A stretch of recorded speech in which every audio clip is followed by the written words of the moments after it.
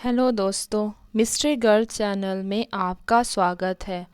आज मैं आपको वैम्पायर्स के बारे में इतिहास में वर्णित सच्ची भूतिया घटना के बारे में बताऊंगी।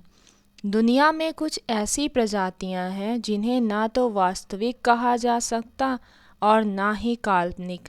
ऐसा इसलिए क्योंकि ना तो ऐसे लोगों के होने का कोई सबूत मिलता है और ना ही इन लोगों के अस्तित्व को पूरी तरह से झुटलाया जा सकता है।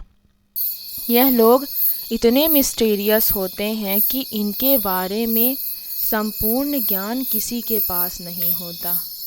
इतिहास में पाए जाने वाले दस्तावेजों के अनुसार वैम्पायर्स वह प्रजातियां हैं जो मृत होती हैं, लेकिन किसी खास दिन यह जाग उठते हैं और अपने कब्रों से बाहर निकल आते हैं। ये लोग अपनी भूख को शांत करने के लिए इंसान या किसी जानवर का खून पीना पसंद करते हैं और सूर्य उदय होने के पहले वापस अपने कब्रों में सो जाते हैं।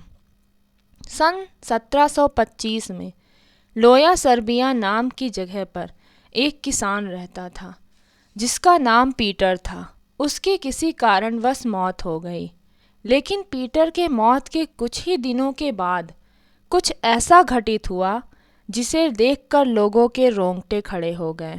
अपनी मौत के 3 दिन बाद पीटर अपने 10 साल के बेटे के पास आया और उससे कुछ खाने के लिए मांगा।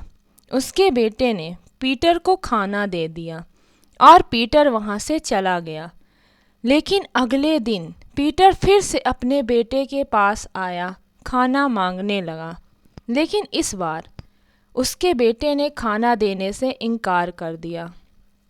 अगली सुबह पीटर का बेटा मृत अवस्था में पाया गया। उसके शव को देखकर ऐसा लग रहा था मानो उसके शरीर में खून की एक भी बूंद नहीं बची थी, क्योंकि उसका शरीर पूरी तरह से सफ़ेद पड़ चुका था और उसकी आंखें खुली हुई थीं।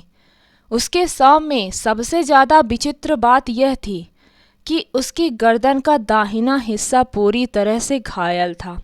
इस मौत के बाद लगातार 9 दिनों तक मौतों का सिलसिला चलता रहा और उस गांव के लोगों में खौफ इस कदर बढ़ गया कि गांव वालों ने वैम्पायर हंटर्स की सहायता लेने का फैसला किया।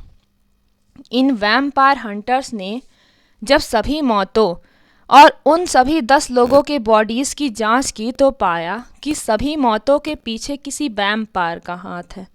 उन्होंने जब पीटर की कब्र को खोलकर देखा तो वहां मौजूद सभी लोग हैरान में पड़ गए। उन्होंने देखा पीटर का मृत शरीर अभी भी बिल्कुल ताज़ा था और उसके कपड़े खून से भीगे हुए थे। पीटर की छाती में एक छड़ी रखी हुई थी और पीटर के मुंह में किसी पक्षी के पंख मिले।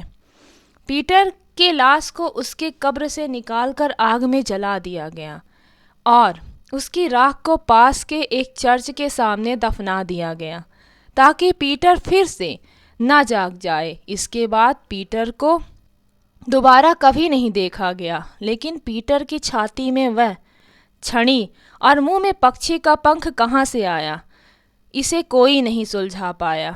इस सवाल का जवाब पीटर के राख के साथ हमेशा के लिए ज़मीन में दफन हो गया। Thanks for watching.